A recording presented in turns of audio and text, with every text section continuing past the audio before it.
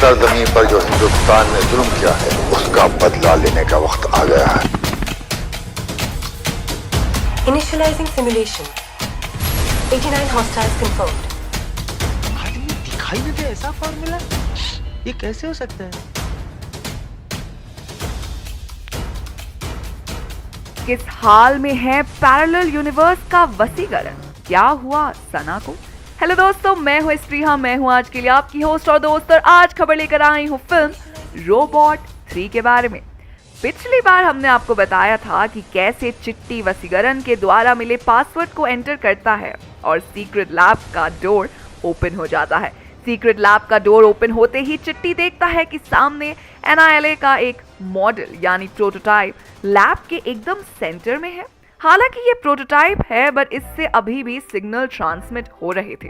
चिट्टी लैब में आसपास देखता है तो उसे वसीकरण द्वारा बनाए हुए और भी कई गैजेट्स मिलते हैं, जैसे कि वो समझ जाता है कि ये पैरेलल यूनिवर्स के वसीकरण की लैब है। चिट्टी आगे लैब को एक्सप्लोर करता है और उसे एक चेंबर में वसीकरण कुछ काम करते हुए दिखाई देता है।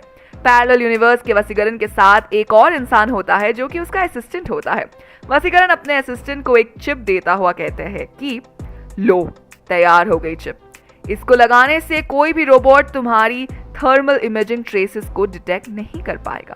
उसे थर्मल डिटेक्टर में किसी जानवर के ही निशान मिलेंगे और तुम रोबोट से बचे रहोगे। असिस्टेंट उस चिप को लेकर अपने बटन की जगह बने एक डिवाइस में इंसर्ट कर लेता है और फिर वसीकरण उसे थर्मल स्कैनिंग डिवाइस से गुजरने को कहता है। उस डिवाइस से गुजरने के बाद वसीकरण को स्क्रीन पर बहुत ही कम थर्मल ट्रेस मिलते हैं, जिससे कि यह साबित हो जाता है कि उसका गैजेट काम कर रहा था। वसीकरण और उसका असिस्टेंट अपने एक्सपेरिमेंट से काफी खुश हो जाते हैं। फिर वसीकरण भी उसी डिवाइस को अपनी शर्ट के बटन की जगह रिप्लेस कर देता है और अपने असिस्टेंट से कहता है कि हमने बहुत सारे चिप्स बना लिए हैं, अब हमें बाकी लोगों तक भी जल्द से जल्द ये डिवाइस पहुंचाने होंगे। ये इतना कहकर वसीकरण और असिस्टेंट एक बॉक्स लेकर एक लिफ्ट में एंटर करते हैं। लिफ्ट के जरिए वो गुफा की दूसरी ओर बने एक दरवाजे से निकलते हैं और जंगल में और आगे बढ़ने लगते हैं। जंगल में आगे बढ़ने पर उन्हें एक बड़ी सी गुफा मिलती है। गुफा में एंटर करने के बाद वसीकरण और असिस्टेंट गुफा की दूसरी तरफ पहुंचते हैं, जहां बहुत सारे लोग टेंट्स बनाकर रह रहे थे। वसीकरण और असिस्टेंट उन सब में चिप डिस्ट्रीब्यूट करता है और सबको समझाता है कि ये कैसे काम करता है, और इसके बाद से रोबोट्स इंसानों को जंगल में ट्रेस नहीं कर पाएंगे। सभी चिप को लेकर बहुत ही खुश थे, पर उनमें से एक इंसान कहता है कि तुम्हारी ही बनाई रचना ने आज ये हाल किया है हमारा, और अब एक और इन्वेंशन। तुम ये देखकर हम पर क्या कोई एहसान जता रहे हो या अभी बुद्धिमानी का जोर दिखा रहे हो? आज हम तुम्हारे बनाए रोबोट से ही भाग रहे हैं, जंगलों में आकर रहना पड़ रहा है, ये सब तुम्हारी वजह से हुआ है। ये कहकर वो आदमी वसीकरण की तरफ उसे मारने के मकसद से दौड़ता है, पर सभी मिलकर उसे वसीकरण से अलग कर देते हैं। वसीकरण कहता है कि हाँ, मैंने एक रोबोट बनाया था, पर वो सिर्फ इंसानों की भलाई के लिए था। प्रोफेसर बोरा ने उसमें इविलनेस डालकर उसे करप्ट कर दिया और अब वो इंसानों को ही खत्म कर रहा है। अपने अगर अपना कुछ खोया है तो मैंने भी बहुत कुछ खोया है।